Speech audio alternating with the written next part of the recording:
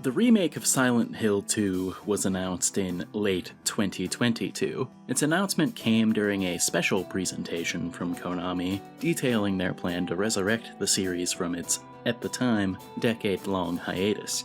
The reveal of the game also detailed that Bloober Team, the studio responsible for games such as Layers of Fear and The Medium, were going to be the ones responsible for this remake.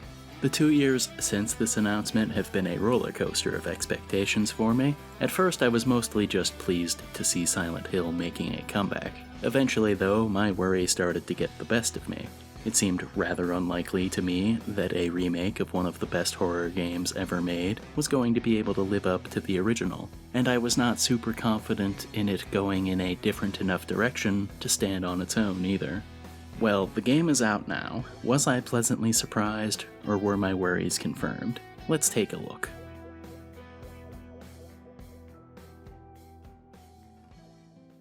Silent Hill 2 follows the story of James Sunderland. Prior to the events of the game, James received a letter from his wife, Mary, telling him that she would be waiting for him in their special place in the town of Silent Hill. The only problem is that Mary has been dead for 3 years. In spite of that, James finds himself compelled to search for her anyway, and the adventure goes from there.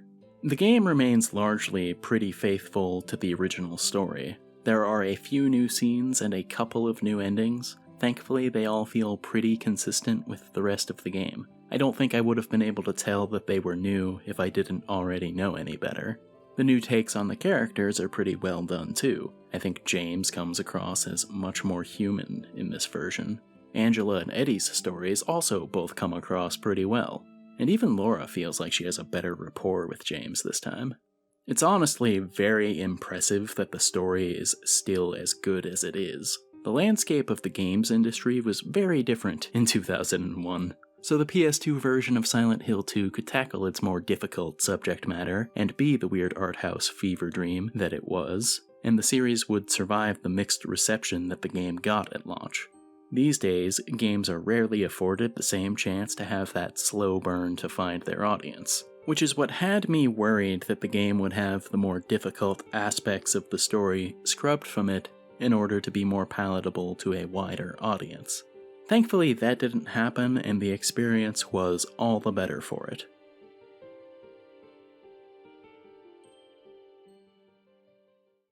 The biggest change that the Silent Hill 2 remake introduces is in how it plays. The game uses a behind-the-back third-person perspective rather than the old fixed camera style. If you've played a modern AAA horror game, Silent Hill 2 controls about how you would expect it to.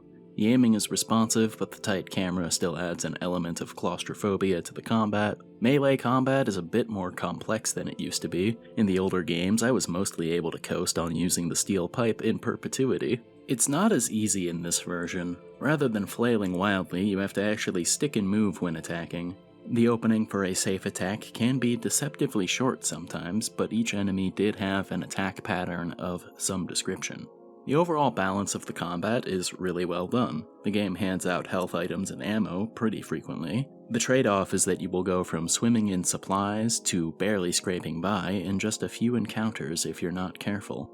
The way this game handles enemy variety is interesting. There's really only 5 or so regular enemy types: the lying figures, the mannequins, the nurses, and a couple of others. Each one has its own unique properties. Lying figures have a ranged poison spit, the mannequins don't set off the radio so they can sneak attack you, and the nurses have the highest damage output and biggest health pool, so they are just generally rather dangerous. The game avoids having these limited enemy types become stale by mixing in a couple of variants to each of them. For example, you'll get the lying figures that take a few hits and then will proceed to penguin slide away from danger, or the ones that explode into a cloud of poison when you kill them. The penguin sliders were especially annoying when exploring the town. The number of times one would emerge from under a car to hassle me was more than I care to admit. The level design in Silent Hill 2 is really solid. The game is well put together. I was mildly disappointed by one of the later segments in the game, but overall I really enjoyed the game's exploration. Whether it was the more open-ended town sections or the more dungeon-like sequences, I was inclined to scour every corner of the map. They managed to achieve this without ever making me feel like I was lost on where to go as well. James constantly updates the map when you find a locked door or a hint in a document. If you don't have a way forward that's immediately obvious, the game will usually narrow down your options in short order. I think one thing this version did pretty well was taking the puzzles and centralizing them all a little bit more. I feel like there were more organic cues on where to go from point to point in a lot of instances in this game.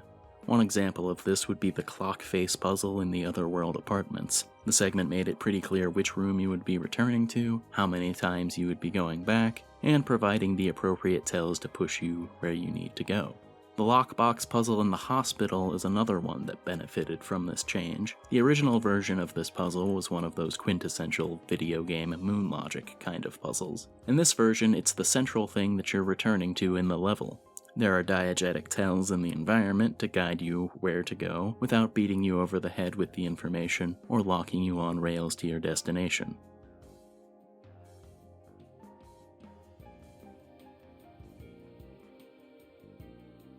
The presentation of the Silent Hill 2 remake is excellent. It was always going to be the most make or break aspect, and the game certainly rose to the occasion. Every element of the presentation is pretty superb, with a couple of notable exceptions. The visuals are immaculate. The fog cloaks the town wonderfully in this game. The whole visual theming of Silent Hill 2 is waterlogged dilapidation, and it is captured perfectly here. I could almost feel my socks getting wet during the walk from the forest into the town. Nearly every interior environment in the game looks like it would smell like a damp basement. There's something so oppressive about so many of the environments in this game. For example, during the apartment level, I very often would forget that it was still daytime out. The hallways and rooms were so dark that even though you were constantly dipping into a courtyard every once in a while, seeing the sun was always a surprise. The updated monster designs are really good for the most part. I think the lying figures still look a little too rubbery, but the mannequins and nurses both look like the proper sort of decaying, waterlogged masses of flesh that they should. Obviously, the most important creature in this regard would be Pyramid Head, and this game knocked that design out of the park. I was a little worried that the updated visuals were going to make him look a little too clean. Thankfully, that was not the case. In fact, I think the first introduction of Pyramid Head in this version is really well done. Because of the switch in the camera perspective, you see him from way further out this time. He's still behind the bars and under the same red light, but he comes into focus real slowly while your radio just wigs out as you approach him. I think it was a really well executed update to that scene. I know most people who play this game will probably have seen Pyramid Head before, but I imagine that would be bone-chilling for somebody going in 100% blind. The sound design in this game is top tier. Playing the game with headphones is a treat. Part of why the forest trail walk at the beginning is so effective is because of the squelching sound that accompanies every step that James takes. Before you even get into anything horrific, you have to trudge through something unpleasant. The radio that alerts you to danger has always been a genius concept, and it is done very well here. The fact that the little beetles can set it off is a good detail. It works to make the tension of the unknown all the more palpable. The ambient sounds you'll hear when there aren't monsters to set the radio off are almost as threatening as the danger static. Oftentimes you'll still hear something shuffling or shambling out of sight. There are certain rooms in the game that have a chance to trigger a disembodied voice just whispering sweet nothings to you. This is one of the first games in a long time to make me take a second to go, I did not like that. So well played.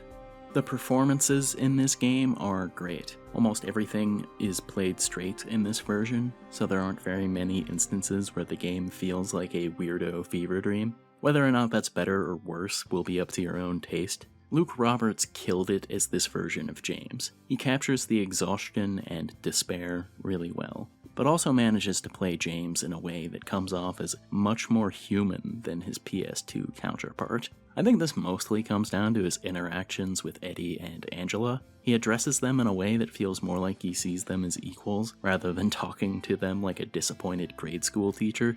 I think Eddie, Angela, and Laura are all backed up by great performances as well. Eddie felt a lot more genuinely nervous and more sympathetic. Angela had a more subdued performance in a lot of places, but was just as effective. The only performance I'm not too big on is the one for Maria. I'd chalk this up to being more of a problem with the direction given, because there are moments where the actress does a really good job. In fact, I think that most of her lines as Mary are great, and even some of the exploration banter when Maria follows you around the town is really good. It's just the game's general direction for Maria wasn't all there. She's supposed to be like a bizarro facsimile of Mary, and very often comes off feeling way too normal.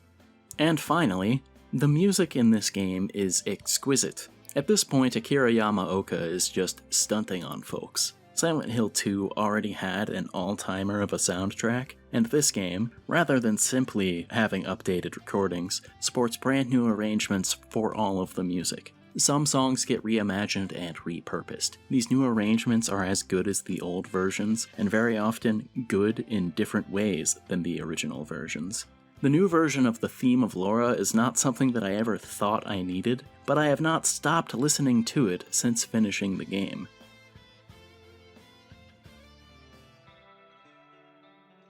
I am elated to say that the Silent Hill 2 remake blew my expectations out of the water. Silent Hill 2 in any acceptable state is a must-play for horror fans, and this remake does the job and then some. It remains true to the core aspects of what made the original great. An incredible story with a haunting and self-reflective atmosphere, and it does this while also providing a new flavor to the experience with the gameplay changes and new performances, all wrapped up in what is one of the best soundtracks in video games.